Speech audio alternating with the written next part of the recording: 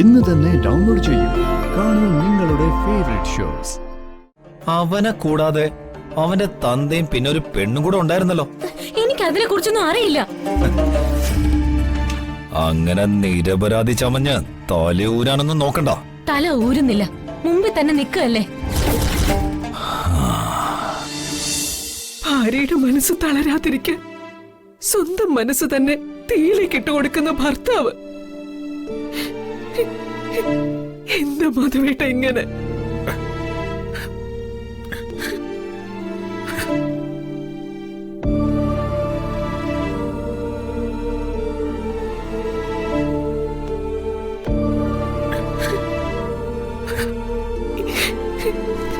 മധുവേട്ട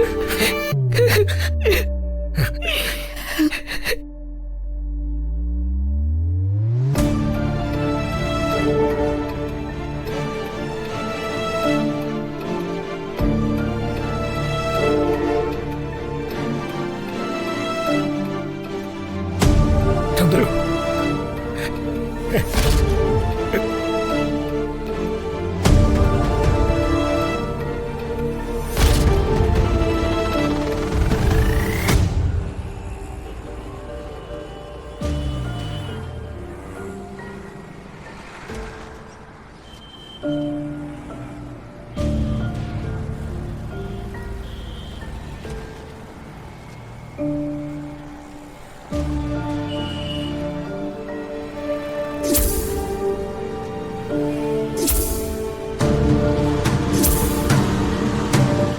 ജഗൻ സാറേ, സാറേ, സാറിന് എന്നെ മനസ്സിലായോ?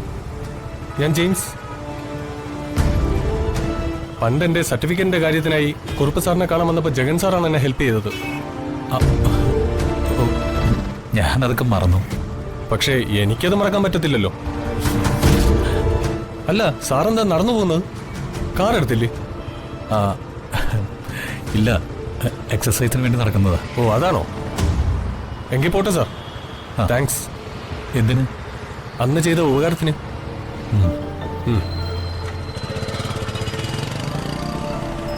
അയ്യോ, അയാളോട് ചോദിക്കായിരുന്നു. അയാളുടെ അറിവിൽ എവിടെയെങ്കിലും ജോലി ഉണ്ടാവുമെന്ന്.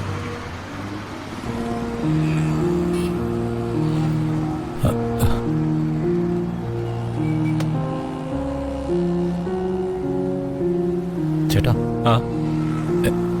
ഇവിടെ വല്ല ജോലിയുടെ വേക്കൻസി ഉണ്ടോ? ഇല്ല, ഇപ്പോ തന്നെ സ്റ്റാഫുകൾക്ക് ശമ്പളം കൊടുക്കാൻ പറ്റാത്ത അവസ്ഥയാണ്. ഒരു കാര്യം ചെയ്യും, ഫോൺ നമ്പർ തന്നിട്ട് പോ. വേറെ എവിടെയെങ്കിലും വേക്കൻസി വന്നാൽ വിളിക്കാം. ശരി.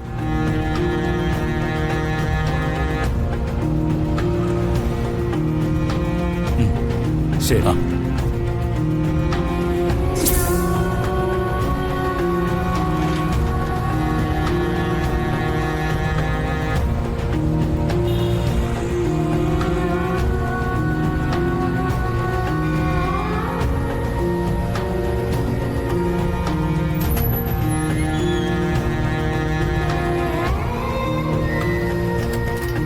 എന്താ ചേട്ടാ?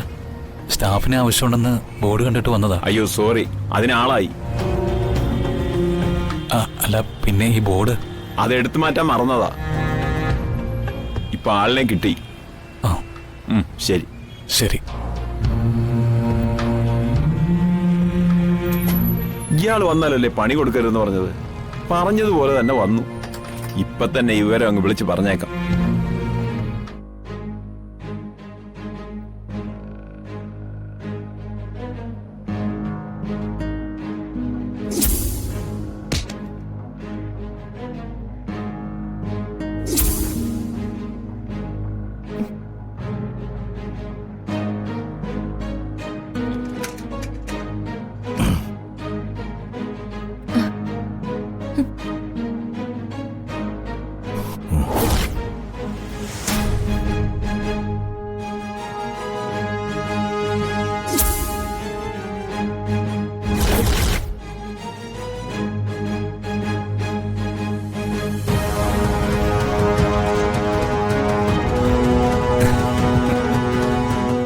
കോളേജ് മേറ്റായ ശ്യാം അവൻ ഇന്ന് കഫേല് വന്നിരുന്നല്ലോ.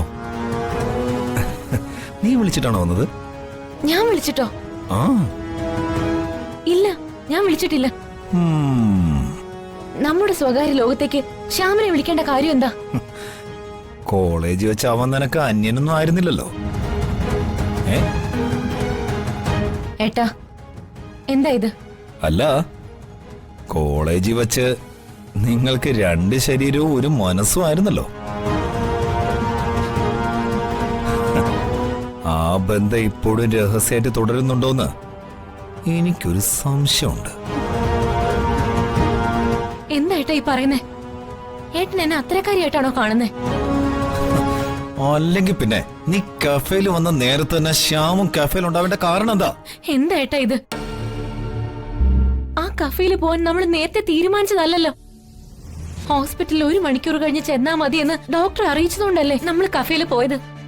അതിനുശേഷം ഞാൻ ആരെയും വിളിച്ചിട്ടില്ല, എന്നെയും ആരും വിളിച്ചിട്ടില്ല.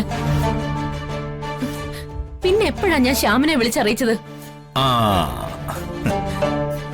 ആഴത്തിലുള്ള പ്രേമായിരുന്നില്ലേ? ഭർത്താവ് അറിയാതെ കാമുകനെ വിളിക്കാൻ കാമുകിക്ക് അധികം സമയമൊന്നും വേണ്ടി വരില്ലല്ലോ. കാമുകനെയും ഭർത്താവിനെയും ഒരുമിച്ച് കൊണ്ടുപോകുന്ന സ്ത്രീകളുണ്ടായിരിക്കും, പക്ഷെ ഞാൻ അത്തരക്കാരിയല്ല. ശരിയായിരിക്കാം. അല്ല, അവനെ കൂടാതെ അവന്റെ തന്തയും പിന്നെ ഒരു പെണ്ണും കൂടെ ഉണ്ടായിരുന്നല്ലോ. എനിക്ക് അതിനെ കുറിച്ചൊന്നും അറിയില്ല. അങ്ങനെ നിരപരാധി ചമഞ്ഞ് തലയൂരാനൊന്നും നോക്കണ്ട. തല ഊരുന്നില്ല, മുമ്പിൽ തന്നെ നിൽക്കല്ലേ. സ്വയം കുത്തി മുറിവേൽപ്പിക്കുന്നതിനേക്കാൾ എന്റെ തല തന്നെ അങ്ങ് അറുത്തെടുത്തോ. ശബ്ദിച്ചു പോരുത്.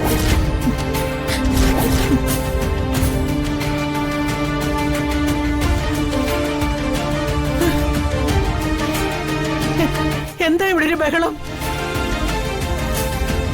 ആ, അയ്യോ,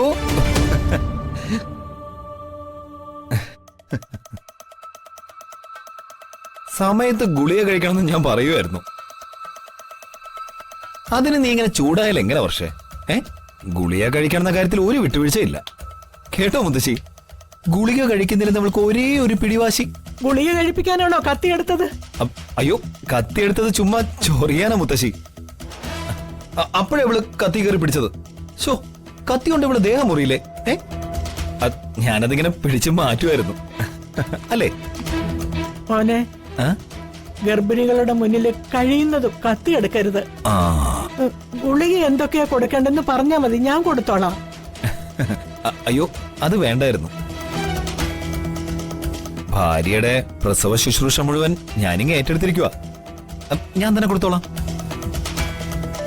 അല്ലേ?